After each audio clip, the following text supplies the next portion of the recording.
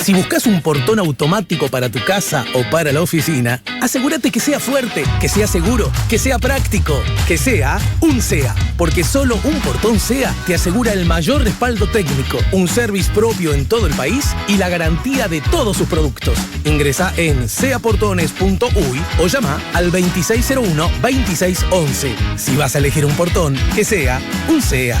Buen día, Juan Raúl Ferreira, bienvenido. Buen día, bueno, un gran gusto escucharte. Qué linda música, y me hace gracia además, porque para los más viejos decir, este disco no nos trae reminiscencias de nuestra niñez. La sola palabra disco, ¿no? La sola palabra disco.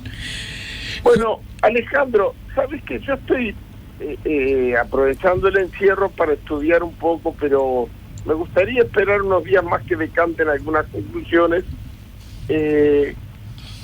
A ver cómo va a quedar el mundo parado. Todavía es muy difícil después de la pandemia, ¿verdad? Todavía es muy difícil porque todavía no se sabe cuál es exactamente el daño que le va a hacer a cada país. Pero algunas cosas vamos a dejarlo quizás para el miércoles que viene, ¿no? Pero, por ejemplo, el modo de relacionamiento internacional, ya podemos ir previendo cómo va a sufrir algunos cambios. Los organismos internacionales, respecto a la relación bilateral o multilateral. Ahora, evidentemente esto ya ha tenido que ver, digo porque habíamos quedado en hablar algo del proceso electoral americano. Sí. Pero es imposible hablar del mismo sin prescindir del tema de la pandemia. En primer lugar, no cabe duda de que el presidente Donald Trump se adelantó a ignorar, a decir que no iba a tener importancia, y lo dijo muy expresamente. Esto de la pandemia hay un discurso que la televisión americana está repitiendo permanentemente, donde él dice, primero fue el juicio político, después fue el problema tal, después me acusaron de tal cosa, y ahora me quieren hacer creer que hay una pandemia. Bueno, y Estados Unidos es uno de los países que viene tropezando. Esto está teniendo consecuencias electorales. Vamos a ver cuáles. A ver, la pandemia, por un lado, yo creo personalmente, esto es muy discutible, pero creo que tiene que ver con un elemento muy importante, que es que ya antes de que se lleguen a las convenciones se ha definido el resultado de la interna demócrata, porque el candidato Bernie Sanders retiró su candidatura. Juan, un breve comentario. Recién cuando estabas hablando, hubo un momento en que o te arrimaste al micrófono o bien aumentaste el volumen de tu voz y eso resultó satisfactorio.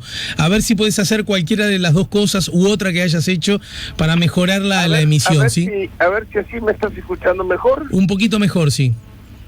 Bueno, vamos a hacer así. Eso es, esto último. Perfecto, perfecto, sí, es acercarme al micrófono, perfecto. Bueno, no, te decía que yo, por lo menos, en mi manera de ver las cosas, creo que en el retiro de la candidatura de Bernie Sanders hay un componente de la pandemia muy grande. No es lo mismo la campaña con spots publicitarios que está haciendo Joe Biden, el candidato que ahora es el único candidato del Partido Demócrata, que aquello en lo cual era fuerte Bernie Sanders como candidato, que era el contacto personal. El eje de una campaña de alguien que se tira contra el establishment de su partido, contra la dirigencia histórica, que lo hace a partir sobre todo de los sectores menos formalmente integrados al partido, la juventud, las minorías étnicas, etcétera. Yo creo que la pandemia dio fin definitivamente a la campaña electoral de Bernie Sanders. Pero ahí surgen dos elementos muy interesantes. El primero es que Bernie Sanders, que había dicho que en caso de perder las internas se iba a retirar, no iba a participar de la campaña.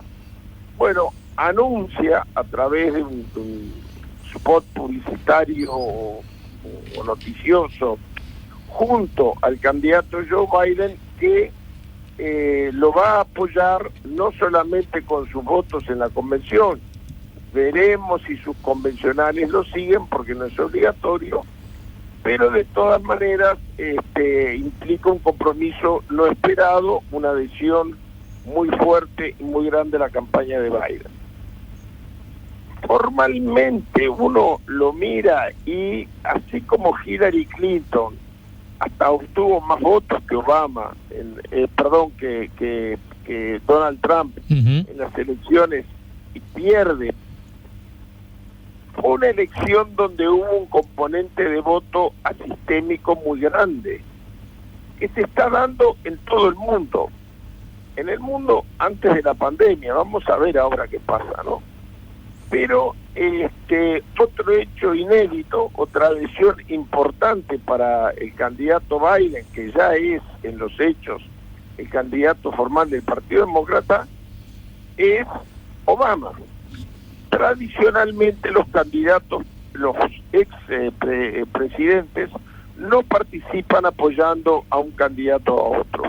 Ayer Obama salió prácticamente, bueno, no fue cadena, pero salió en todos los canales de televisión con un video hecho desde su casa, con una connotación obviamente de alentar a la gente a permanecer en la suya durante esta crisis sanitaria, y anunció que iba a hacer campaña activa por la candidatura de el candidato Joe Biden cuando sea proclamado formalmente por la convención. Está por verse cómo va a ser la convención para evitar las aglomeraciones tal como está pedido, aunque todavía falta y hay tiempo. Dicho así, yo diría, bueno, el Partido Demócrata no ha elegido el mejor candidato contra un candidato tan atípico como Donald Trump y que hace 3 años y medio terminó ganando. Es decir, vuelve a apostar a un candidato de, repito, el establishment, la burocracia, la jerarquía partidaria tradicional.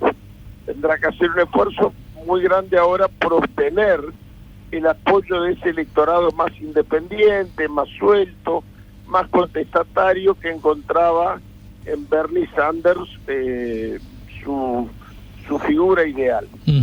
Pero yo diría que la pandemia le ha ayudado a Joe Biden a tener la más importante de los apoyos, que es el del presidente Donald Trump.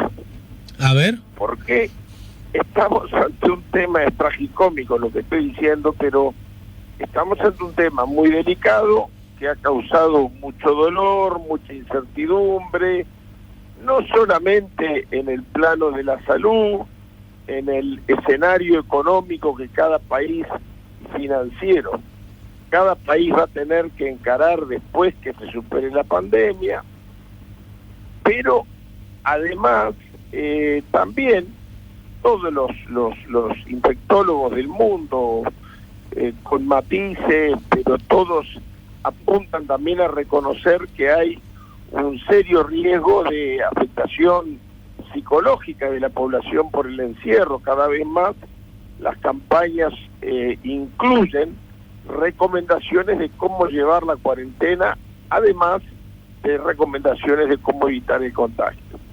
Bueno, lo de Donald Trump, yo que ahora tengo tiempo para ver un poco más de televisión, etcétera, Ale, es tremendo, ¿no? A ver, antes de ayer, el día lunes, Trump en la conferencia de prensa, aparte de pelearse en cada una de ellas con un periodista, en la conferencia de prensa, cuando la de periodista de la CNN del lunes le hace una pregunta, él le dice: a usted no le contesto porque usted es una corresponsal de fake news, ¿no? De noticias mentirosas. Sí. Y se la saltea. Bueno, del mismo modo ayer un periodista, no sé de qué medio sería, levantó la mano y dijo: baje la mano, porque si le contesto a usted, me retiro de acá. Ayer la hizo en el jardín, se ve, allá están en primavera, que había un día muy lindo, y a este hombre no le dejó ni siquiera formular la pregunta. Bueno, pero el día lunes él hizo un anuncio que generó una gran conmoción en Estados Unidos. Dijo que el poder de decidir en cada estado cuando se abre como oposición a cerrado, quiere decir con cuarentena, con no circulación, fronteras estatales cerrados, etcétera. El poder total en los Estados Unidos para esto lo tengo yo. Bueno, durante 24 horas hasta las universidades se hicieron una fiesta recordándoles que en 1776 Estados Unidos es el primer país con constitución antes de la Revolución Francesa y con un presidente de la República y un rey. Y con esta imagen jugaron todos los académicos. El presidente se cree que es rey, pero además esto es un estado federal donde algunas prerrogativas pertenecen a los gobernadores y no al presidente. Bueno, ayer se ve que le pegaron un reto porque ayer leyó, ayer no improvisó. Pero la lectura, repito, si no fuera una situación trágica, porque en Estados Unidos el número de muertos ha sido muy alto, supera ampliamente está llegando casi que a los 25.000, y hay infectólogos, los más optimistas, diría yo, dicen que se va a llegar a 100.000, algunos, yo no soy especialista en el tema, dicen que se puede llegar a 250.000 muertos, ¿no? Estamos hablando de muertos. Bueno, quiere decir que no es para hacer chistes, pero ayer el presidente Trump leyó todo su briefing, que lo está haciendo todos los días y hablando 2 o 3 horas cada día, y leyó algo que, palabra más, palabra menos, dice así: yo, en uso de mis facultades y potestades absolutas en este tema, le doy la orden a los gobernadores de abrir sus estados cuando lo consideren más apropiado. Bueno, increíble, es decir, se negó a reconocer que esta es una facultad de los gobernadores y les ordenó a que decidan ellos cuando quieran. Uh-huh. Bueno, digo esto porque la pandemia también ha afectado al conjunto, es un tema que en todo el mundo corta horizontalmente, y entonces creo que el panorama electoral de Estados Unidos, si bien es cierto que desde mi punto de vista Joe Biden no es el mejor de los candidatos, bueno, Donald Trump está haciendo un esfuerzo muy grande. Salieron varios senadores a criticar esa postura que tuvo de decir que tenía poderes omnímodos, pero además salieron muchos gobernadores republicanos. El gobernador, incluso en la elección presidencial, es una figura clave, está en contacto con el día a día de la ciudadanía, más aún que los senadores y los diputados. Bueno, entonces creo que vamos a tener un panorama incierto. Yo hubiera dicho, antes de la pandemia, que si el candidato presidencial era Joe Biden, sí, perdía las elecciones. Hoy me atrevería a decir que no me animo a decirlo. Uh-huh. No quiero que suene a una cantinflada, pero creo que ya empieza a haber un disgusto muy generalizado con el manejo de un tema tan delicado, tan sensible, y que en vez de aprovecharlo para unir más a su pueblo, ha tratado de generar más división y más enfrentamiento el actual presidente. Juan, a propósito de este tema, a propósito de Trump, déjame decir, cito como fuente la Deutsche Welle, la agencia alemana: Trump suspende financiamiento de Estados Unidos a la OMS, la Organización Mundial de la Salud. No es momento de reducir el apoyo a las operaciones de combate a la pandemia, reaccionó el jefe de las Naciones Unidas, Antonio Guterres, en el marco de este anuncio. No es el momento de reducir el financiamiento de las operaciones a la OMS o de cualquier otra institución humanitaria que combate el virus, dijo ayer el secretario general de las Naciones Unidas tras la decisión estadounidense de suspender su contribución a la OMS. Mi convicción es que la Organización Mundial de la Salud debe ser apoyada porque es absolutamente esencial en los esfuerzos del mundo para ganar la guerra contra el COVID-19, señaló Antonio Guterres, señalando, sin embargo, que habrá tiempo después para estudiar cómo reaccionaron todos aquellos implicados en la crisis.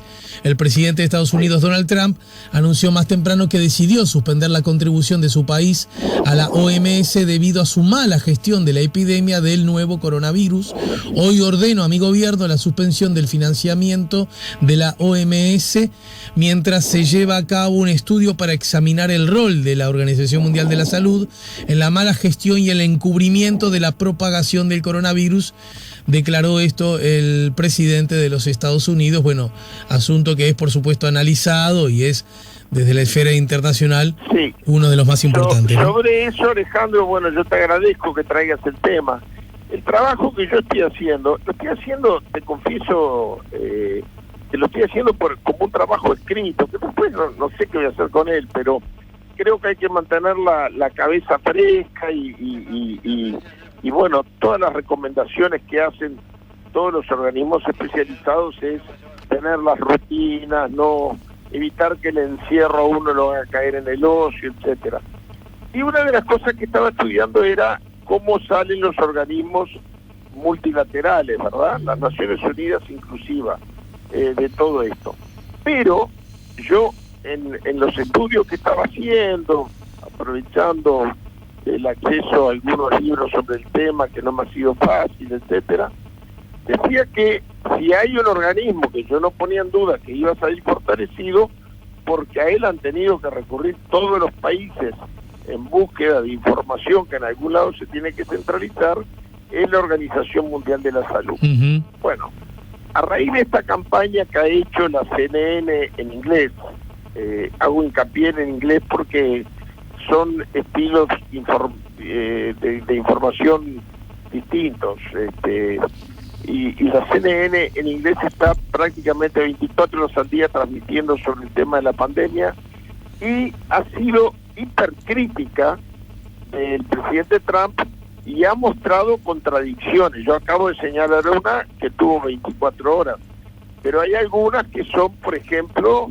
de una semana atrás, donde dijo que para el domingo de Pascua ya se levantaban todas las restricciones a la libre circulación. Bueno, pasó el domingo de Pascua y dijo que ahora aspiraba a mayo, y después aparece el presidente de la comisión del grupo de trabajo, llamémosle así, creado en la Casa Blanca para combatir el coronavirus, y dice no, mayo ni loco.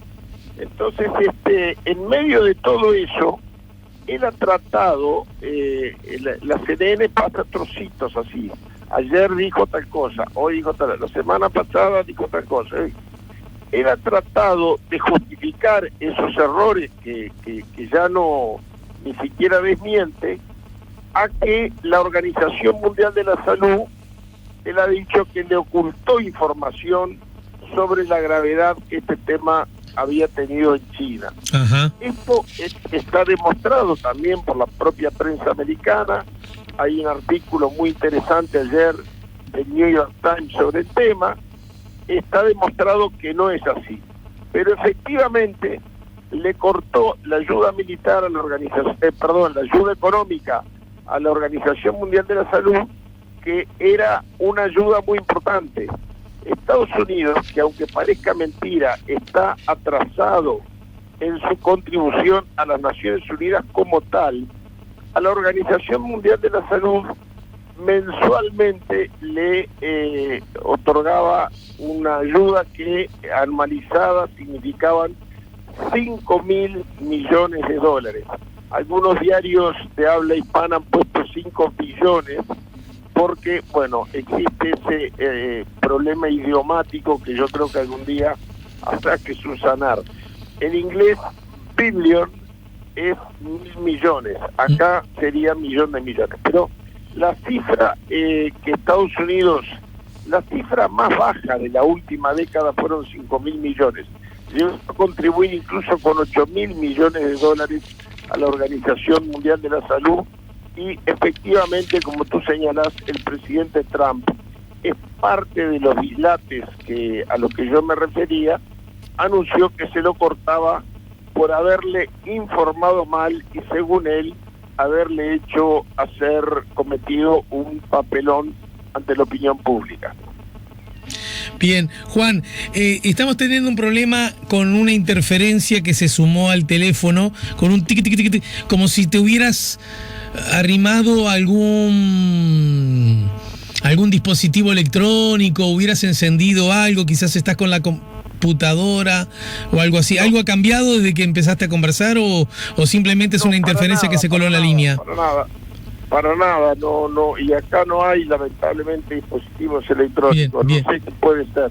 No. Que hay sí, aquí, donde estoy yo, que es en Piriápolis, y no he salido de la casa, ya el encierro ha sido muy en serio, es un temporal impresionante, no sé cómo está en Montevideo.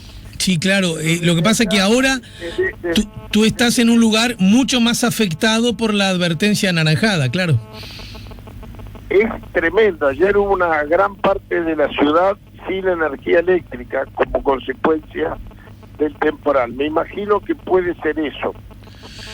No lo sé, porque en realidad empezamos de una manera y vamos a ver si lo corregimos luego de la pausa. ¿Sabes por qué, Juan? No quiero despedirte ya. Quiero conversar por lo menos 5 minutos más contigo. Claro. Habida cuenta de acontecimientos que ocurrieron en la década del 70, el 14 de abril de 1972, para ser más preciso, ¿sí? No me gustaría saltearme eso. Dale, luego de la pausa. Ya volvemos con La Mañana en Camino.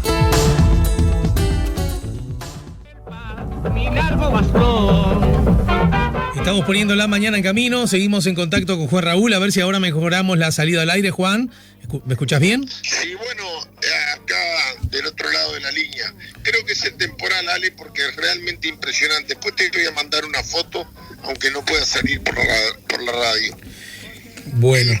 Sí, Alejandro, efectivamente estos son días que el Uruguay recuerda muchos episodios muy tristes, pero que a mí en lo personal me marcaron el inicio de una etapa de mi vida muy importante.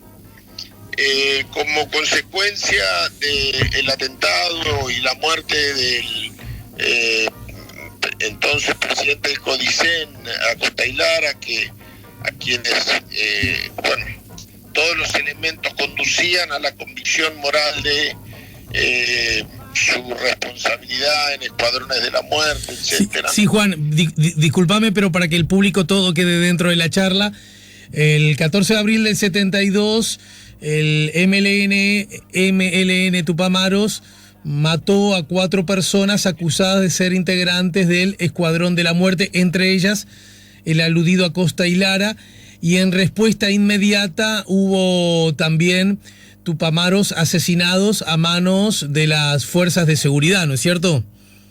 Exactamente. El mismo 14, o sea, en el día de ayer, hubo los primeros atentados contra algunos lugares de escondite de militantes del Movimiento de Liberación Nacional Tupamaros. Allí fueron asesinados a sangre fría, no es que murieron en combate. Algunas de las personas que se encontraban, el más famoso de ellos, un atentado en una casa de Malvin, donde una de las personas, una muchacha joven, salió con las manos en la cabeza, lo que demuestra que no estaba armada, y fue asesinada en el momento. ¿Por qué salió? Bueno, salió porque se estaban escondiendo en una guardilla 2 personas que salieron luego heridas del procedimiento. El ñato Fernández Huidobro, que fue luego ministro de Estado y murió siendo ministro de Estado, y creo yo que es el único sobreviviente, el ruso Mauricio Rosenkopf. En el libro que con Luis Viñolo editamos a fines del año pasado, hay un relato pormenorizado que nos hace el propio Rosenkopf del episodio.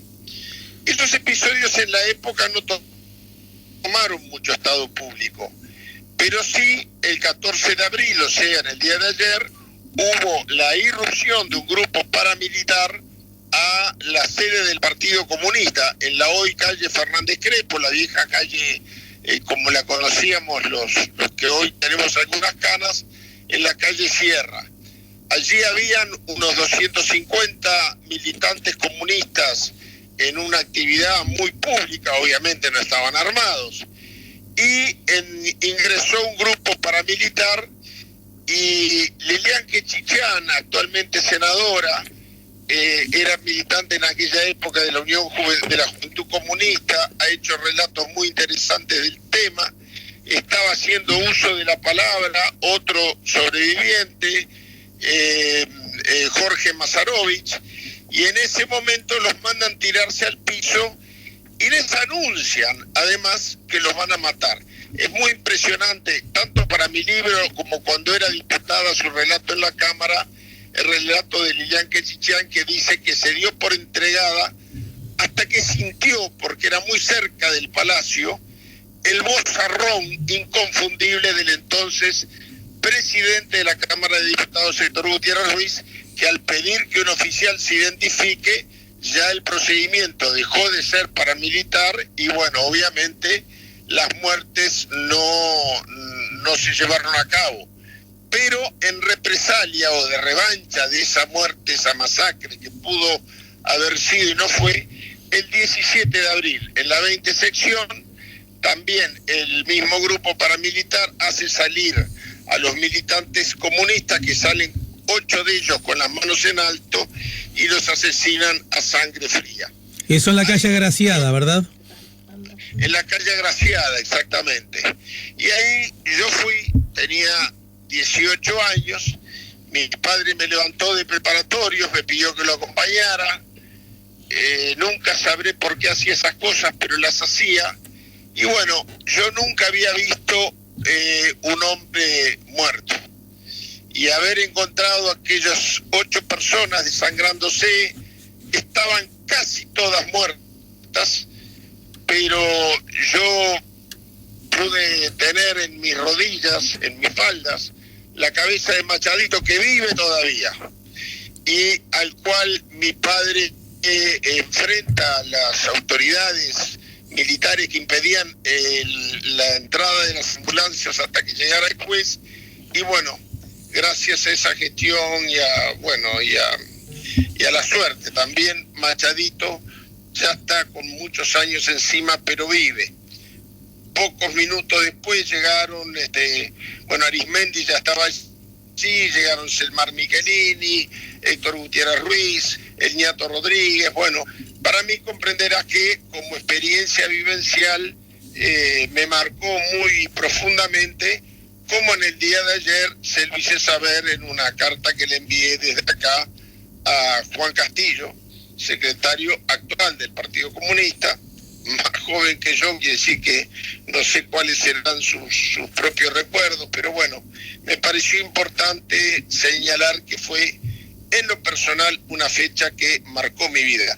La famosa foto, con esto termino, que mi padre me dedica desde Londres cuando nos separamos, es ese día, una foto que él me dedica diciendo: no hay camino difícil con un buen compañero, un abrazo de tu padre, junio del 76.